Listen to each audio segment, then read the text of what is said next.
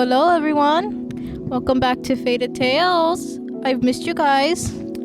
How are you guys today? On this very, very cold day. Ooh, it's so cold, man. Like minus 27. Can you believe it? Anyway, I'm gonna let you enjoy the music for a little bit, and then I'm gonna talk more and more, and then we'll get into today's episode. All right? Thank you.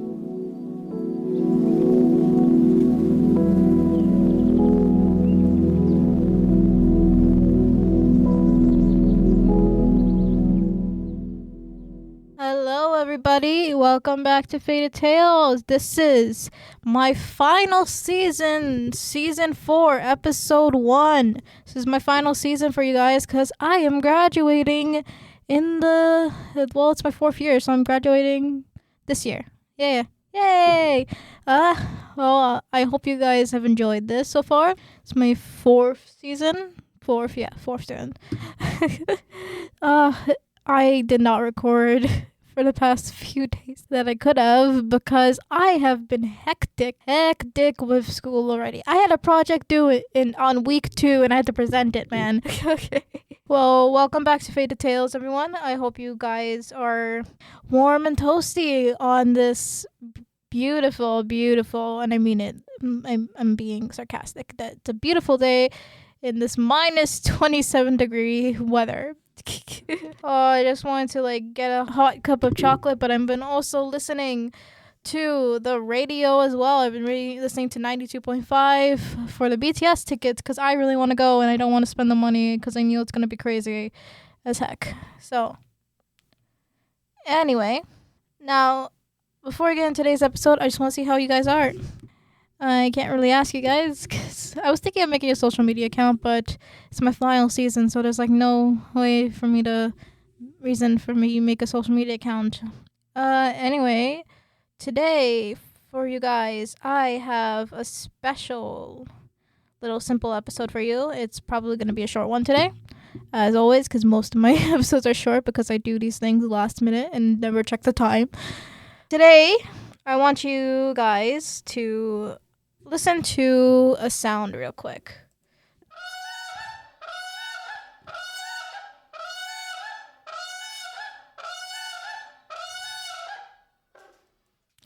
What do you think that is? Oh boy, that is a fun sound. That is not what I thought they sounded like. I thought it would be more of a whoop sound. Well, that is not a trumpet. That is nothing of the norm. This is the whooping crane, and that's what I think you guys would imagine you would hear is thousands of them. Not thousands. I'm wrong about the thousands. It would be a lot of them, so noisy. But if you actually just take a time to stand quiet on the water's edge, just to imagine how patient nature is, and water is barely moving, and the reeds are swaying, and then stop, and somewhere in distance, if you're lucky enough, you might hear it. You might hear that sound, a call that sounds almost unreal, loud, and disrupting the quiet nature you had, echoing and ancient, actually.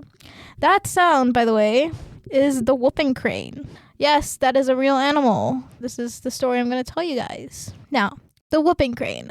What is the whooping crane? Well, the whooping crane is the tallest bird in North America, if you can believe. An adult can stand nearly 5 feet tall, or 5'3" is the max height. So it's taller than me because I'm short. I'm a short queen. But it's very tall. So when it spreads its wings, the wings stretch more than 7 feet across.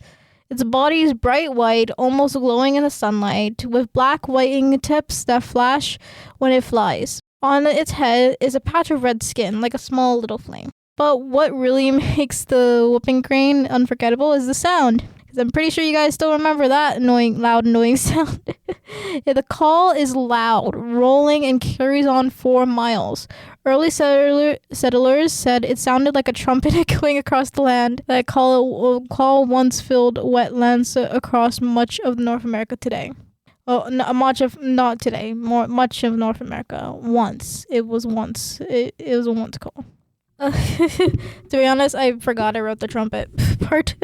Anyway, before cities, highways, and farmlands reshaped the continent, whooping cranes lived across central United States and Canada. They nested in the wide open wetlands and marshes. They migrated long distances following seasonal rhythms that had existed for thousands of years. But the world around them changed fast. As settlers moved west, wetlands were drained to make room for farms and towns. Cranes were hunted for food and sport. Their large size made them easy targets. Eggs were collected, nesting grounds disappeared. And slowly, quietly, the whooping crane began to suddenly fade. By the early 1900s, people were already worried. Sightings became rare, migration routes broke apart, and entire flocks vanished. Then came the number that still shocked conservationists today. By 1941, there were only 21 whooping cranes left in the wild. 21. That's fewer than most classrooms today. Fewer than most busloads of people. An entire species balanced on the edge of extinction. One bad storm, one disease, one oil spill, and the whooping crane would have been gone forever. At that moment, something different happened. People started to notice. Scientists, birdwatchers, and conservationists realized how close they were to losing the tallest bird on the continent. Efforts began to protect the last remaining wild population, which migrated between northern Canada and the Texas coast. This migration is one of the longest of any bird in North America. Every year, whooping cranes travel more than 4,000 kilometers. They fly from breeding grounds in Wood Buffalo National Park in Canada down to coastal wetlands in Texas. They don't make the journey all at once. They stop along the way, resting and feeding in wetlands scattered across the Great Plains. These stopover sites are essential. Without them, the crane can't survive the trip. And that is one of the reasons they are still so vulnerable. Wetlands are disappearing. Power lines cut across migration paths. Droughts dry up feeding grounds. Storms grow stronger. The cranes don't know how about borders or development. They just follow instinct. Whooping cranes also live very differently than many other birds. They mate for life. Once a pair forms, they stay together year after year. They perform elaborate courtship dances, bowing, jumping, tossing sticks into the air. These dances aren't just for mating. Pairs continue dancing long after they've bonded, as if reminding each other why they chose one another. They choose to lay 2 eggs. They usually lay 2 eggs, but often only one chick survives. The parents invest everything into raising that single chick, teaching it to forage, teaching it to fly, teaching it the migration route. It will fly someday, and it needs to remember it for the rest of its life. This slow reproduction is beautiful, but it's also risky. When populations are small, every chick matters. Every loss is felt. In the decades after the population crash, humans tried something new. Captive breeding programs were created. Scientists carefully raised chicks in controlled environments. Some wore crane costumes to prevent young birds from imprinting on humans.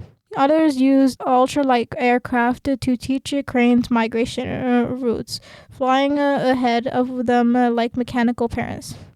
It wasn't perfect. Some birds didn't survive, some forgot routes, some never adapted fully to the wild, but slowly numbers began to rise. From 21 to dozens to hundreds. Today, as of 2025, according to the study, there are over 800 whooping cranes worldwide, including both wild and captive populations. That's a huge improvement, but it's still very fragile. The species is still endangered. Every migration season is still dangerous. One of the biggest threats to whooping cranes today is collision. Their large size and large wings make power lines especially dangerous. Many conservation efforts now involve marking power lines so birds can see them more easily. Climate change is another threat. Rising sea levels affect coastal wintering grounds.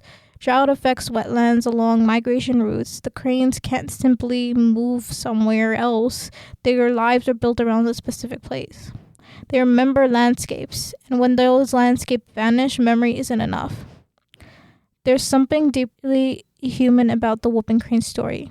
They are not adaptable in the way some animals are. They don't thrive in cities. They don't rebound quickly. They ask for space, quiet, time. And for a long time, we didn't give them any of that. When you see the whooping crane today, you're seeing something more than a bird. You're seeing decades of protection laws, wetland restoration projects, volunteers monitoring nests, people standing guard over something fragile. You're seeing what it looks like when extinction is interrupted.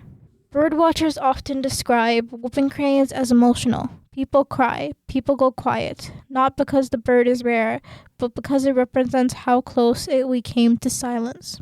That loud echoing call almost disappeared forever, and yet it still travels across marshes in the early morning, thinner than before, rarer, but still alive. Now, the whooping crane doesn't know it's a symbol. It doesn't know it survives a bottleneck that nearly erased its species. It just follows the same instincts its ancestors always did. Fly north, fly south, find water, find space, stay together. Maybe that's why its story stays with us, because it reminds us that survival doesn't always belong to the fastest or the loudest. Sometimes it belongs to the patient, the protected, the remembered. That is the end of my script I have. I'm gonna go look up some facts really quickly so I don't have to give you guys a short thing, even though I want it to be short, to be honest, because I'm really tired. Because, man, I want to complain about my journey, but I know I can't. Anyway, so yeah, let me see if I can give you guys some more data. So the whooping cranes, to be specific, it's in Canada, but to be specific, it's in Alberta and Northwest Territories, that in between space. Yeah, there was a taxidermy thing about the whooping crane. The whooping crane was formally described in 1955 by a Swedish naturalist in the 10th edition of his book. He placed it with the herons and cranes in the genus Ardea, and coined the binomial name Ardea america, because that's the Latin names for animals. He based his account on those by two English naturalists. In 1932, had described one described it in his book, and another in 1950, George Edwards had described it and illustrated the crane using a preserved specimen that had been brought from London to London from the Hudson Bay, the area of northeast Canada. It was a person of the Hudson Bay Company. Yeah, of course it was. The whooping crane is now one of 8 species placed in the genus Grus, and that was introduced in 1760 by the French zoologist Mathurin Jacques Spurson. I'm probably butchered that so badly. The species is considered monotypic, and no subspecies are recognized. So yeah, that just means there's only one type of species of it, one immediate subordinate. Grus is a genus of large birds in the crane family. That was like a coined term by him. I'm trying to see if I can see anything else. I showed you the thing. I guess I can say predators. There are many protected nests, potential nest and brood predators, including these are going to be the American black bear, the wolverine, the gray wolf, the cougar, the red fox, the Canada lynx, bald eagle, and common raven. Golden eagles have killed some young whooping cranes and fledglings. Due to their large size, adult birds in the wild have few predators. However, the American alligators have taken a few whooping cranes in Florida, and the bobcat has killed many captive raised whooping cranes in Florida and Texas. Bobcats caused the great majority of the natural mortalities among whooping cranes, including several ambushed adults and the first chick documented to be born in the wild in 60 years. Adult cranes can usually detour or avoid attacks from medium-sized predators such as coyotes, but captive raised cranes haven't learned to roost in deep water, which make them vulnerable to ambush. As they are less experienced, juvenile cranes may be notably more vulnerable than the bobcat. Yeah. Let me see. Oh, I can tell you their diet too. So they are omnivores, which means like that they eat both meat and plants, I think. Yeah, plant and animal matter. So yeah. Uh but it's like this is like more towards what normal cranes are, but the funny thing is a red crown crane, which is a different animal altogether, could actually have more carnivorous diet. But anyway, let's get back to the whooping crane. In their Texas winter grounds, this species feeds on various crustaceans, mollusks, grasshoppers, fish such as eel, some small reptiles such as snakes, mice, voles, plants, acorns, and fruits such as wolfberry. Potential foods for breeding birds in summer include frogs, snakes, small rodents, small birds, fish, aquatic insects, crayfish, clams, snails, aquatic tubers, and berries. Some have reported saying that they've been eaten bleeding blue crabs as well. Some also eat waste grain, including wheat, barley, and corn. Let's see. That's all I have, I guess. Yeah, I guess that's all I have today. Thank you guys for joining me on my first episode. For season 4 episode.